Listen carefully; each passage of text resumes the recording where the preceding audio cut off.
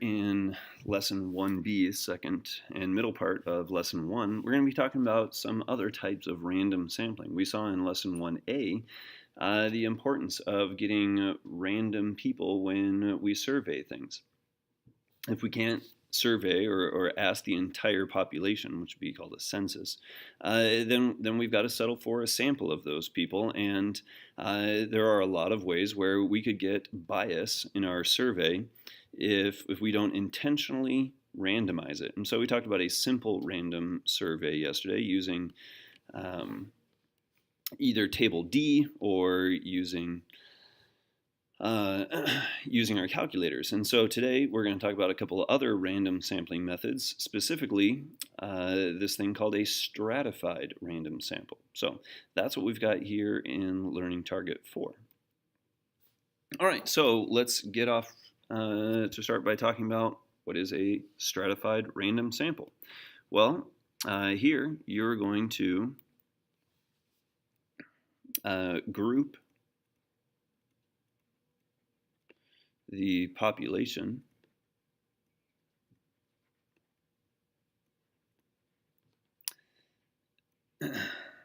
and then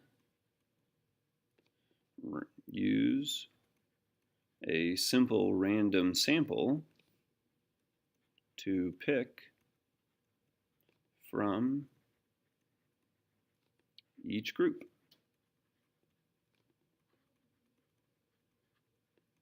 So I think probably the easiest thing to think of would be like surveying the entire upper school. If we wanted to survey the entire upper school, that could be difficult. There's a lot of people in the upper school. And so, well, yes, it is possible that we could just do a simple random survey for people in the school, but doing a simple random survey means that we might open ourselves up to a case where it would be possible that we could get all the opinions of freshmen. That would be possible. That wouldn't be very good. That's not representative of the entire school. And so what we could do is we could group the school up. We could have a strata, and so a strata is basically what we're calling our groups. We could have a strata of freshmen, sophomores, juniors, and seniors. And so these would be our four strata, and then we could do an SRS for freshmen, for sophomores, for juniors, and for seniors. And then we would have a better idea across the board of what we have at our school. The other kind that we'll hit today is called a cluster sample. And so this happens when we have like a large area. So if space is now an issue, so consider this as like the entire United States or something, we might break the entire United States up into clusters. And so let's say that we have, like 50 clusters in the United States based on their proximity. And so, we would do a simple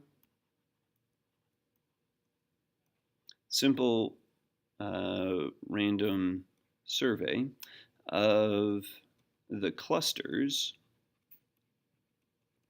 So if I had 50 clusters, I might do a simple random survey to pick 5 of those clusters and then survey everyone in the cluster.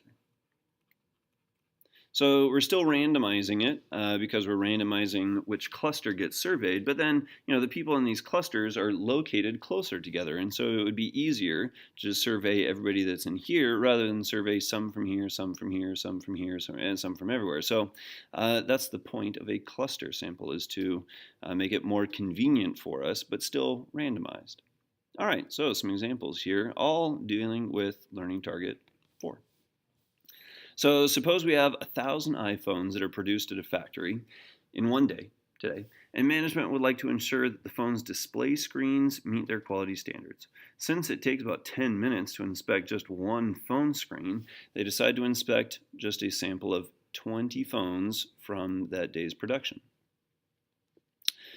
Well, let's see. Explain why it would be difficult for managers to inspect using a simple random survey of 20 iPhones that are produced that day. Well, if I assign a number to every single one of the iPhones, 1,000 iPhones, and then I have to, I randomly, pull up, it's phone number 874. Well, it could be hard to actually go out and obtain iPhone 874. They're probably in boxes somewhere. It just could be difficult to do that. 1,000 iPhones is pretty big. So I guess ultimately we could say it could be difficult to get each phone that was chosen.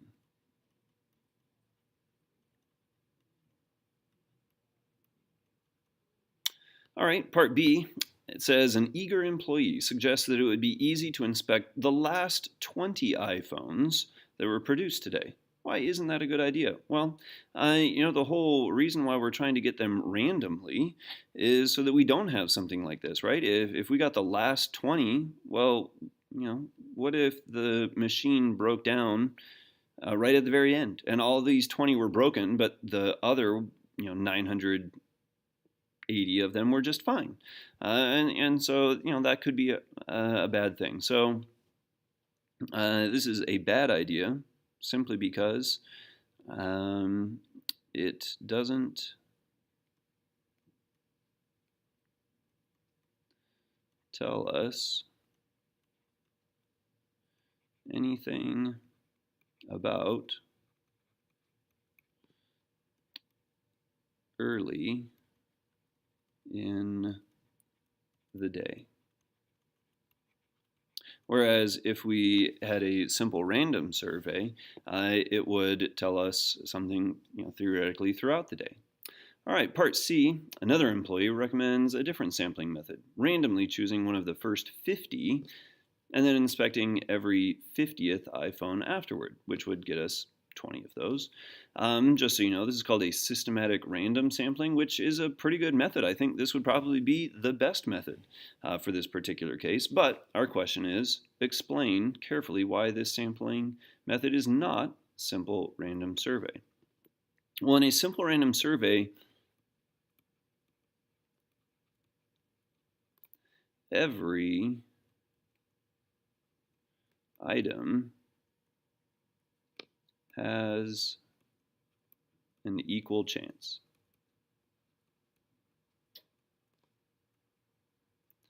And so, it is possible, however slim, that I could just take like the first 20, but not so like you could have phone number 5 and then phone number 6.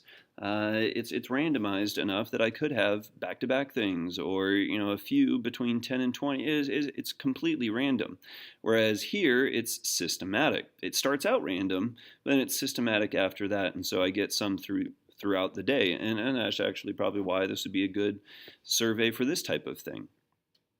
But it's not a simple random survey unless I have the possibility of getting any combination of product.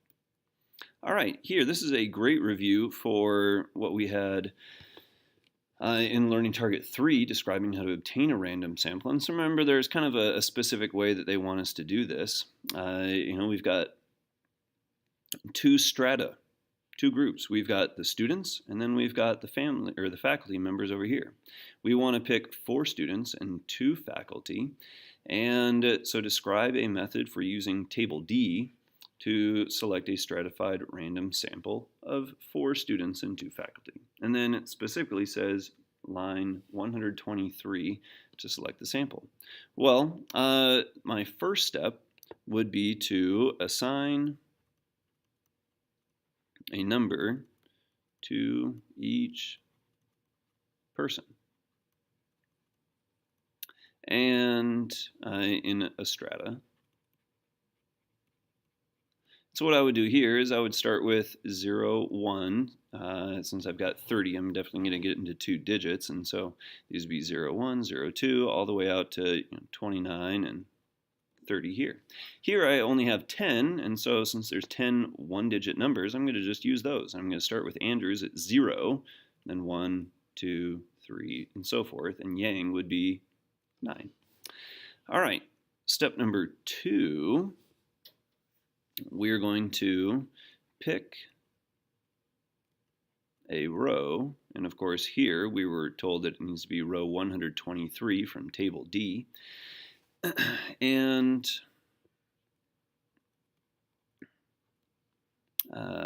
choose the first 4 2-digit numbers. Okay, and of course we need to make sure that we ignore duplicates and numbers over the limit. So if I get number 31, that obviously does me no good. And if I'm picking faculty members, anything, well, they should all work because they're all digits between 0 and 9. And then step number 4, we're going to choose the people with corresponding numbers. Okay, and so hopefully you have your textbook there in front of you, and you can open up to table D, which is in the very back, and slide down to row 123, and it starts out with 54. Well, that's too high. And then 58, also too high. But then I've got 0, 8. That fits. And then the next one is 15. That also fits. And then 0, 7. That fits. And then 27. All right, I quickly have my first 4.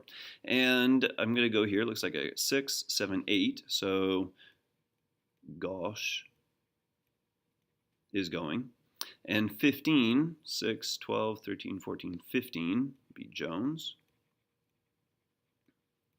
7 looks like that would be Fisher. And then 27, 30, 29, 28, 27 would be Shaw.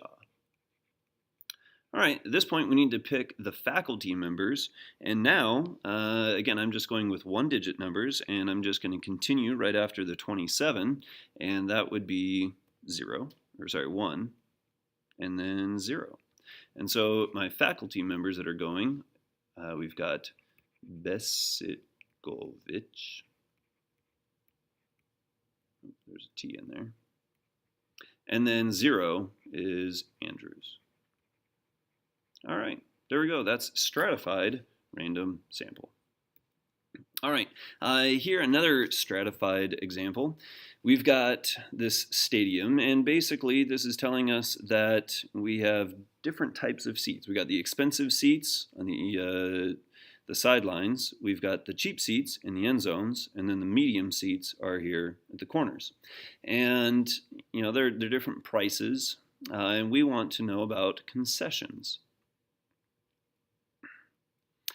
And concessions deals with money, and so we might want to split this up into how much the seats cost. It might be a way to get different types of people who are paying money. So the athletic department, considering a stratified random sample, what would you recommend as the strata? Well, I would recommend the types of seats.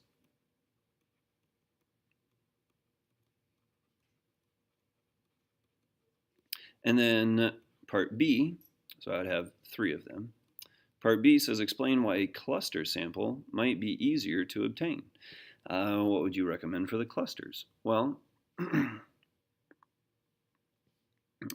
so the clusters here are simply, you could do things by section. And so then you could, so we'll say, what would you recommend for the cluster? We'd say by sections. And so like this would be a cluster, and this could possibly be a cluster, right? And why would that be easier? Well, primarily because you could survey people who were close. And then we wouldn't have to worry about jumping around the stadium going back and forth, or even within a section going back and forth. We could just do the people in 11, and then that would work. Okay, moving on. So is this a simple random survey? You've got a corporation, got 2,000 males and 500 females, and then a stratified random sample of 200 male and 50 female engineers gives each engineer 1 chance in 10 to be chosen. So everybody's got a 1 in 10 chance. Well, this sample design gives every individual in the population the same chance to be chosen for the sample. Is it an SRS? Well, you might think because everybody has an equal chance to be chosen, it's a little bit more complicated than that. Ultimately, we're going to say no. And for this to be an SRS, a simple random survey, you have to allow for every possibility. Okay? Just like with the phones, we had to allow for the possibility that you might have phone 4 and phone 5. Okay, you have to allow for the possibility here that you might get, 199 or 100, I guess 249 males and 1 female. That's one of the possibilities. It's not likely to happen, but you have to allow for that. And so that's why this is not a true, simple random survey. It's a stratified random sample survey. All right. Taking a look at this one, you've got the internet and you're laying fiber optic cable.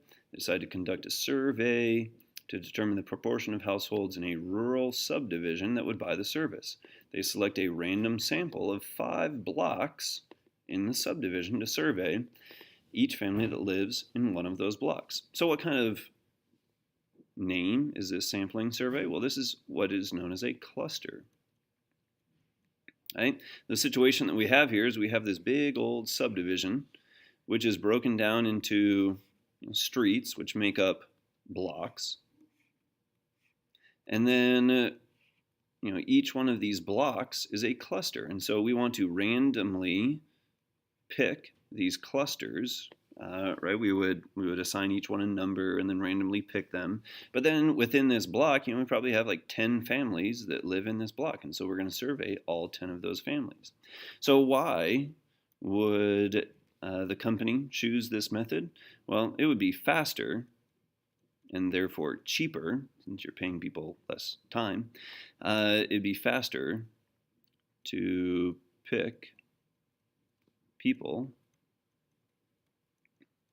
in close proximity. It's still randomized because I'm randomly picking the clusters, and I'm hopefully picking an appropriate number of clusters.